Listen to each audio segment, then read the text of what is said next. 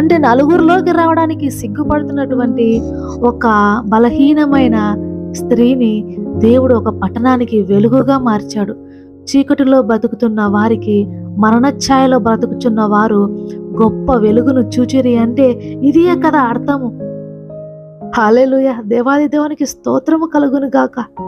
నేను బలహీనురాలిని, నా వల్ల ఏమీ కాదు, నేను నోటి మాంద్యము గలవాణ్ణి, నిలబడుటకు ధైర్యము సరిపోని వాణ్ణి అంటూ ప్రియ సహోదరి సహోదరుల, మీరు ఎంతమంది దేవాది దేవుని ప్రేమను చెప్పడానికి ముందుకొస్తున్న వారై ఉంటున్నారు?